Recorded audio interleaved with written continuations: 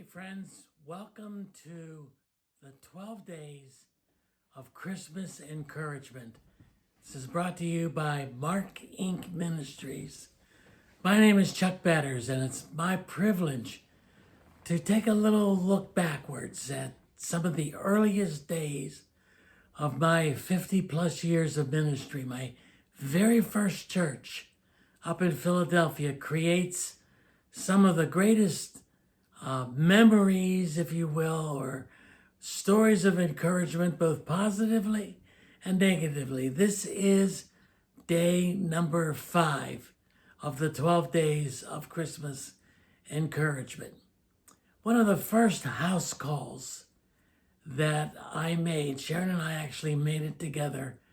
We visited a couple called Bill and Blanche Pulley. Wonderful people. They were at the time much older than us, probably in their 40s or so, but we were in our early 20s. And the first thing I noticed when I went into their home was a portrait, a picture of a very handsome young man who was posing in his Air Force uniform. I asked who that was, and they said, that's our son. And their son was in the Vietnam War, and during that war, he was shot down as a pilot in the Air Force and killed. When they told us that he had been killed, my heart sank. I thought, I don't know how parents survive that. How do they even begin to survive losing a child, especially during what was then a very unpopular war? And as they talked more and more about their son, we learned more and more of his character and what a terrible, terrible loss it was for them to lose their only child, their only son, in that tragic war. And I remember thinking to myself, I hope that never happens to us. I hope we never lose a child. Now, at the time, we only had one child, our daughter, and one on the way, I believe, our son. But I couldn't register in my mind, I couldn't fathom in my mind having to lose a child. I didn't really fully understand what was going on in front of me because we had not experienced that kind of tragedy. And I remember thinking to myself, these are very special people, and I am involved in a very, very special moment as I am watching these people grieve, but grieve as those who have hope and not as those who have no hope. That has stuck with me all these years. Really, one of my very first, earliest forms of dealing with grief as a pastor in the heart of another. I thought to myself, how do you survive this? How do you get through this? How do you get through the holidays when you are grieving so greatly? When you have been hit with something that's just, I'm not able to identify with. Very few people would be. I remember after we lost our son Mark back in 1993, we were coming out of the hospital. And I remember saying to my family, we were all in shock at that point, what are we going to do about Christmas?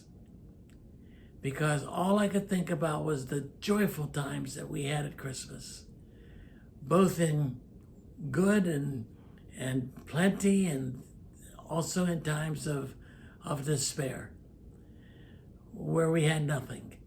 I remember thinking, what are we going to do for Christmas?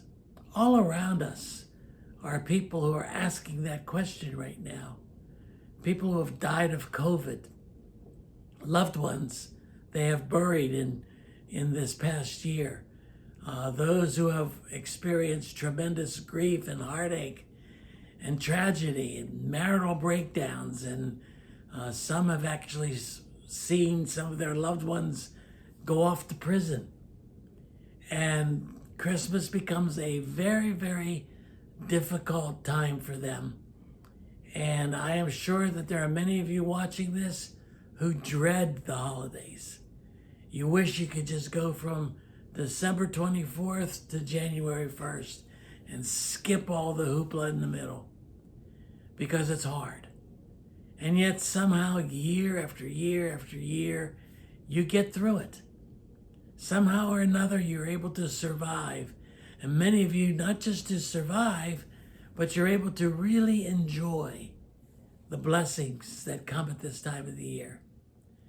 I want to encourage you to remember people like the police, people who had tremendous faith at a very young age, in spite of horrific grief when they lost their son, the Air Force pilot.